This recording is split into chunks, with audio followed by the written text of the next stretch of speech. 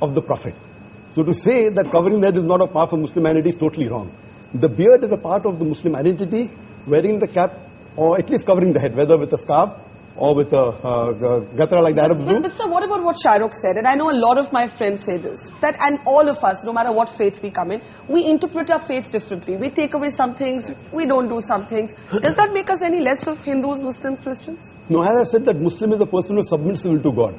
So you cannot say a liberal Muslim or a moderate Muslim. You can say a practicing Muslim, or partly practicing or non-practicing. That's more correct. You know, and to understand Islam, don't look at the Muslim, don't look at me. Go to the scriptures. That is the reason I give talks on Islam and comparative religion. But so as far as the stereotype is concerned, I find that too narrow a definition of Islam. I personally reject all rituals. But Islam is part of my culture and my ethos. I'm as proud a Muslim as anybody else on this podium. But I don't have to wear it on my sleeve, and I think that's too narrow a definition of Islam. I'd like to make a point. Yeah. They talked about people being stereotyped because of the beard and the cap and the hijab. Then we should say that all Sikhs are stereotyped. Anyone who wears a turban and wears a beard.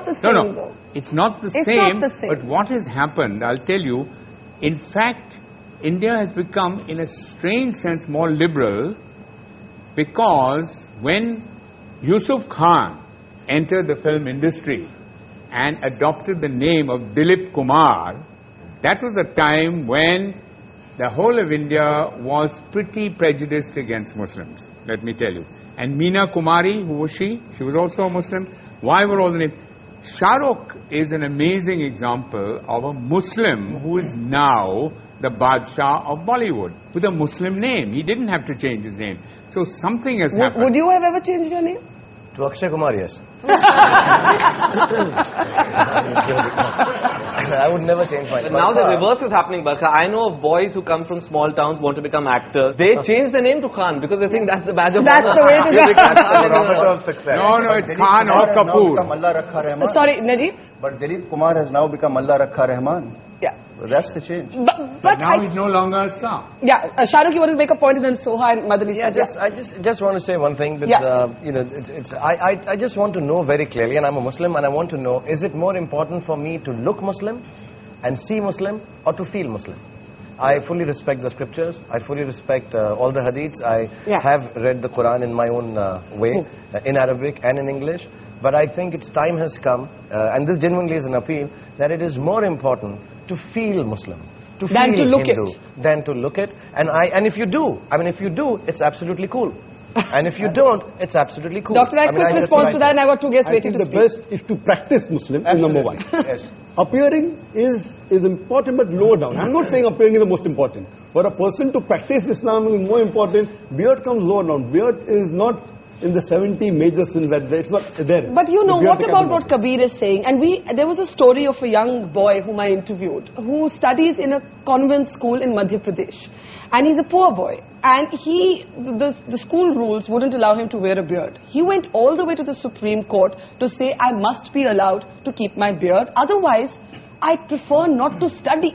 And he actually dropped out of school for a while because of that. The Supreme Court eventually ruled in his favor.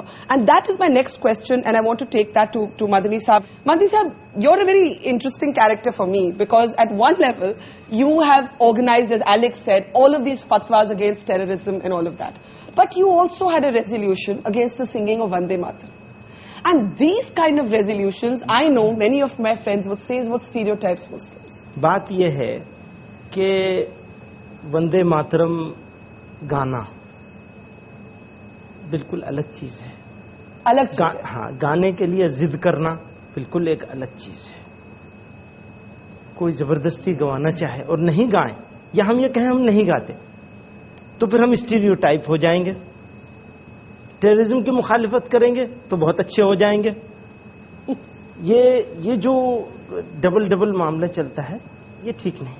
अभी मेरे दाढ़ी नहीं हो और कुर्ता पैजामा नहीं हो, ये भी जो पगड़ी से तो लोग बहुत डरते हैं ना, कहते हैं ये तो, एक बच्चा एयरपोर्ट पे कहता है मदनी साहब मामा मामा देखो बिन लादेन जा रहा है ना। तो क्या हो गया है, अब ये सब मैं उतार दूं तो मैं एक रीजनेबल मुसलमान हो सकता हूँ, एक ऐसा मुसलमान हो सकता हूँ जो बहुत अच्छा आदमी है।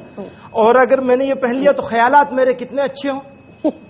ख्यालात, नजरियात, आइडियोलॉजी, ये है बेसिक चीज, या बेसिक चीज हमारी दिखने वाली चीज है। That's the reverse stereotype, that the moment you see the beard and the skull cap, it's got to be a fundamentalist. Question, I want to get Soha, and she's been listening very patiently all this while.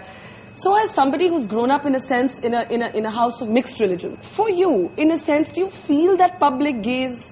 Do you feel, many people have questioned my labeling of, or my looking for the moderate Muslim.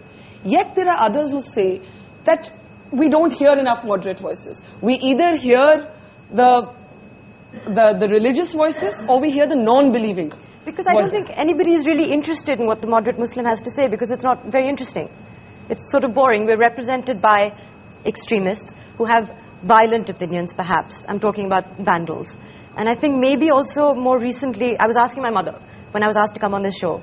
I said, in your time, when you married my father, and you had an interreligious marriage, which presumably at that time, 40 years ago, was more controversial than it is today. Were you ever asked to defend your identity, to defend your choice of religion, what it means to be Hindu or Muslim, the way that we are today? And she said, no, not at all. It was a no-comment issue. You just said no comment and you moved on in life. Over the past, maybe ever since I've been in cinema, certainly, it's an issue.